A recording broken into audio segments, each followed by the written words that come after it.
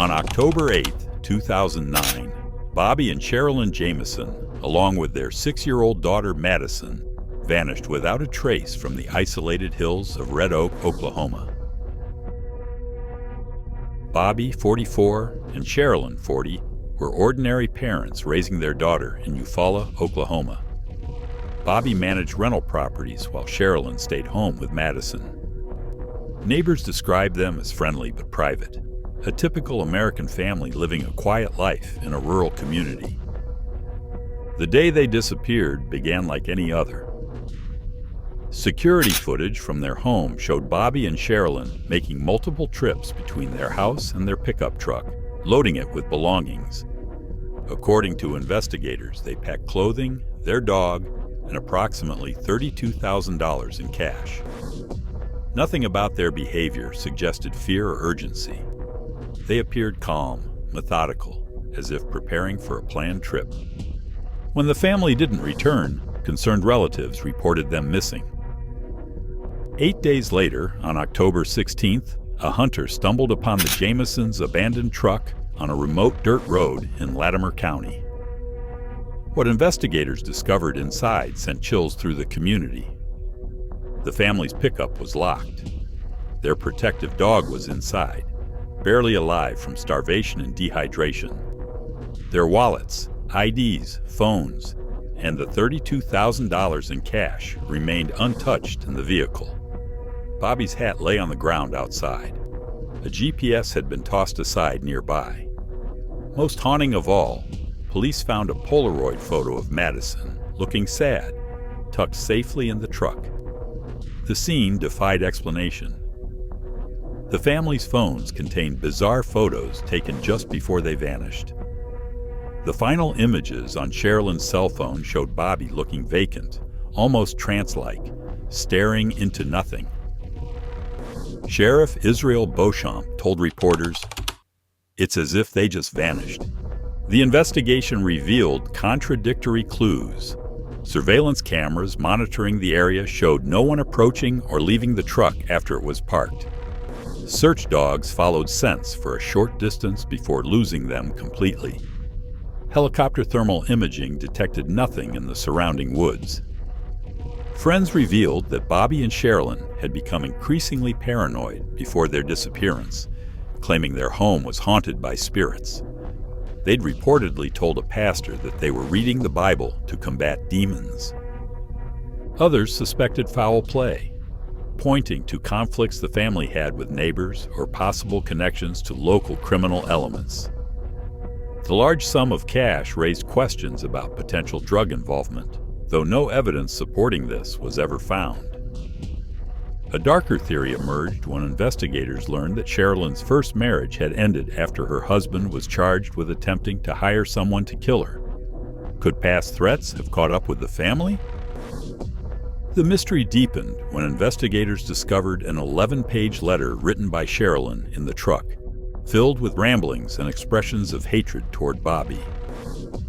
Friends reported the couple had been experiencing marital problems, yet they remained together. For 4 years, the Jameson family remained missing without a trace. Then, in November 2013, hunters discovered skeletal remains about 3 miles from where the truck had been abandoned. In July 2014, these remains were identified through DNA testing as Bobby Sherilyn and Madison Jameson. The cause of death could not be determined due to the advanced decomposition of the bodies. The medical examiner listed the manner of death as unknown. The discovery of their remains only intensified the mystery. How did all 3 family members die? Why were they so far from their vehicle? Why leave behind money, phones, and identification if they'd planned to disappear? Sheriff Beauchamp, who initially led the investigation, later told reporters, "This is one of those cases that keeps you up at night.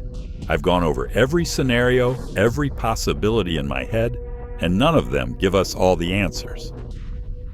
The case devastated the small Oklahoma community.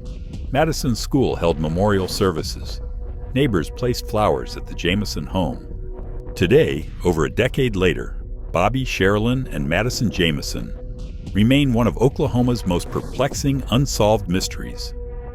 The FBI file remains open. What do you think happened to the Jameson family? Was it foul play, voluntary disappearance, or something else entirely? Share your thoughts in the comments below, and hit that like button to help more people discover this baffling mystery. Between December 1968 and October 1969, the San Francisco Bay Area held its breath as a methodical murderer stalked the streets, claiming victims and taunting police with encrypted letters. The self-proclaimed Zodiac Killer became one of America's most notorious unidentified criminals, a phantom who disappeared as mysteriously as he arrived, leaving behind a trail of blood and unsolvable ciphers. The nightmare began on December 20th, 1968, when high school students Betty Lou Jensen, 16, and David Faraday, 17, were gunned down at a lover's lane in Benicia, California. The young couple had been on their first date. David was shot once in the head at close range. Betty Lou's body was found several feet away with 5 bullet wounds in her back. She had attempted to flee. 6 months later, on July 4, 1969, Darlene Ferrin, 22, and Michael Majot, 19, were attacked while sitting in Ferrin's car at Blue Rock Springs Park in Vallejo. A man approached with a flashlight, fired multiple rounds into the vehicle, then walked away. Moments later, he returned and fired several more shots. Darlene died from her wounds. Michael, despite being hit 4 times, survived. Less than an hour after the shooting, a man called the Vallejo Police Department, claiming responsibility for both attacks. "I want to report a double murder," the caller said calmly. "If you will go 1 mile east on Columbus Parkway to the public park, you will find kids in a brown car. They were shot with a 9mm Luger. I also killed those kids last year. Goodbye." The violence escalated on September 27, 1969, at Lake Berryessa in Napa County. College students Brian Hartnell, 20, and Cecilia Shepard, 22, were enjoying a picnic when they were approached by a man wearing a black executioner-style hood with a white symbol on the chest. The attacker bound the couple with pre-cut lengths of plastic clothesline before repeatedly stabbing them. Cecilia received 10 knife wounds and died 2 days later. Brian, stabbed 6 times, survived. The attacker then walked to Hartnell's car, where he used a black marker to write the dates of the previous attacks on the vehicle door, adding the current date and a cross-circle symbol. What would become the Zodiac's signature mark? 2 weeks later, on October 11, 1969, San Francisco cab driver Paul Stein, 29, was shot once in the head while driving his taxi in the city's Presidio Heights neighborhood. 3 teenagers witnessed a man wiping down the cab before walking away calmly. This murder marked a deviation from the killer's pattern: an urban setting, a male victim alone, and a different weapon. What transformed these brutal crimes into the stuff of criminal legend was what happened between the killings. On August 1, 1969, 3 letters arrived at the offices of the Vallejo Times-Herald, the San Francisco Chronicle, and the San Francisco Examiner. Each contained details only the killer would know, and each included 1/3 of a 408-symbol cryptogram that the author claimed would reveal his identity. "This is the Zodiac speaking," the letters began, introducing the name that would haunt California for decades. The 408-symbol cipher was broken within a week by a high school teacher and his wife. Rather than revealing the killer's identity, it contained a rambling message. "I like killing people because it is so much fun. The most thrilling experience. I will not give you my name because you will try to slow down or stop my collecting of slaves for my afterlife."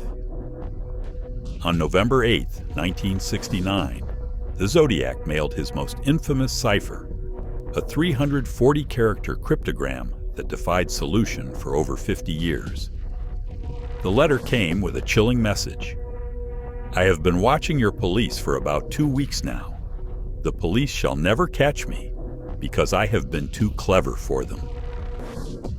3 more confirmed Zodiac letters arrived in 1970, each more threatening than the last. One included a map of the Bay Area with a cross circle marking what the killer claimed would be the site of his next crime. Another contained a blood-stained piece of Paul Stein's shirt as proof of authenticity. Then, as suddenly as he appeared, the Zodiac went silent. After 1971, the authenticated communications stopped. 5 confirmed victims, with 2 survivors, and at least 24 more claimed in his letters. The cryptic writer who once boasted, "I am not afraid of the gas chamber," vanished without a trace. For 50 years, the 340-character cipher remained unsolvable despite attempts by the FBI, NSA, and countless amateur cryptographers. Then, in December 2020, 3 private citizens, David Orenchak, Sam Blake, and Jarl Van Eyck, announced they had cracked it. The decrypted message read in part, "I hope you are having lots of fun in trying to catch me. I am not afraid of the gas chamber because it will send me to paradise all the sooner, because I now have enough slaves to work for me." The break made international headlines but provided no obvious clues to the killer's identity. The Zodiac's true name remains unknown, despite one of the most intensive manhunts in American history. Share your thoughts in the comments. The Isabella Stewart Gardner Museum stands as a testament to its founder's passion for collecting masterpieces. Opened in 1903, the Venetian-style palace houses works by Rembrandt, Vermeer, and Degas. But since March 18, 1990, the museum has been known for something else entirely: the largest unsolved art heist in history, when thieves disguised as police officers stole 13 priceless works valued at over $500 million. What fewer people know is the strange series of deaths that followed in the wake of the robbery. Dr. Meredith Montgomery, 42, served as the Gardner's head curator of European paintings from 1997 to 2003. Well-respected in academic circles, Montgomery had devoted her career to Renaissance art and had recently begun a confidential project examining new evidence related to the stolen masterpieces. On the morning of June 14, 2003, security guard Thomas Linden arrived for his shift at 6:30 a.m. Following standard protocol, he conducted a walkthrough of the museum before opening. When he reached the Dutch room, where empty frames still hang as placeholders for the stolen paintings, he discovered the door locked from the inside. After repeated knocking with no response, museum security used a master key to force entry. Inside, they found Montgomery seated at her desk, slumped forward, dead. The medical examiner determined she had died approximately 12 hours earlier from acute cardiac arrest. What puzzled investigators was how the room had become locked. The Dutch room had only one entrance, with no windows accessible from the ground. Security footage showed Montgomery entering at 7:15 p.m. the previous evening, but never leaving. No other individuals appeared on any cameras. The door had a simple mechanical lock that could only be secured with a key found in Montgomery's own pocket. Even more confounding, no cause could be established for the cardiac arrest. Montgomery had no history of heart problems. Toxicology revealed no poisons or substances that might explain the sudden death. At 42, with no health issues and no evidence of foul play, her death was reluctantly classified as natural causes, despite the bizarre circumstances. Museum director Anthony Reynolds told the Boston Globe, "Meredith was in excellent health and at the height of her career. We are all in shock." She had recently uncovered what she described as promising new information about the Gardner theft.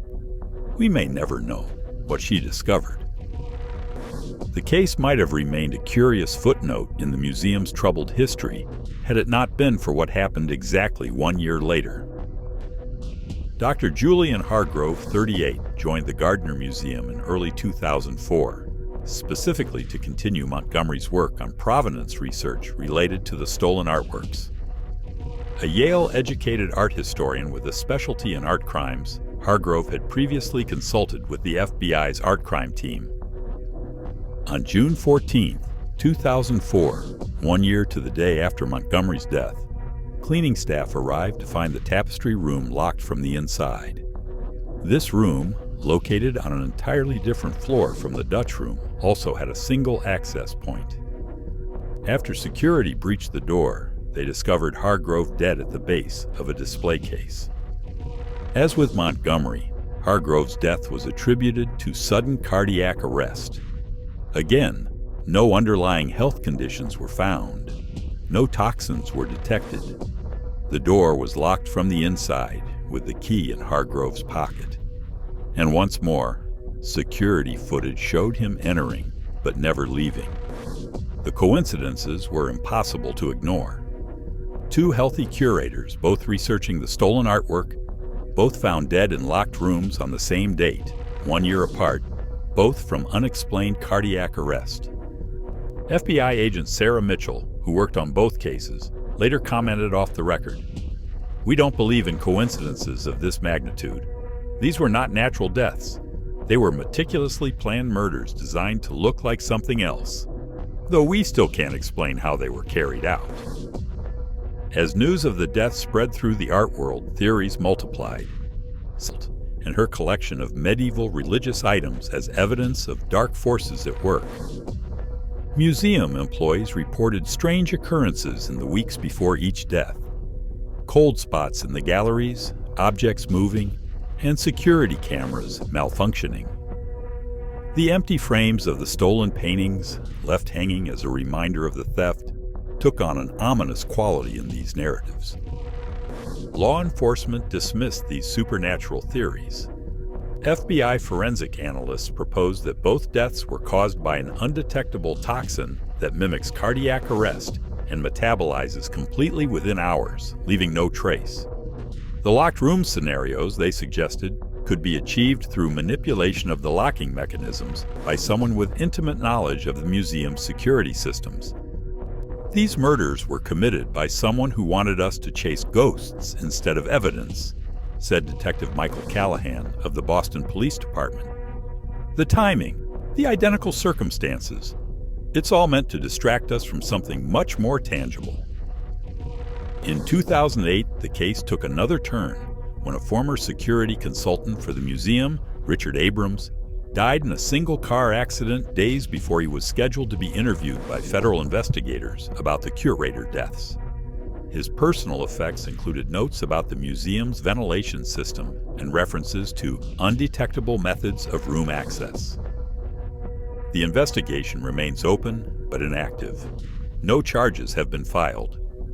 The Gardner Museum has since overhauled its security systems and no longer allows research staff to work alone in the galleries after hours. The stolen paintings have never been recovered. The curator's research notes about the concert have never been found. And on June 14th each year, museum staff place white roses beside the empty frame where Vermeer's masterpiece once hung. A tribute not just to missing art, but to the two lives lost in its shadow. If you found these stories as compelling and disturbing as I did, please take a moment to subscribe to Murder and Mystery HQ and join our community of mystery seekers. Hit that notification bell to ensure you never miss a case. Let me know in the comments which of these mysteries haunts you the most, or if you have theories about what might have happened. Stay safe and stay curious.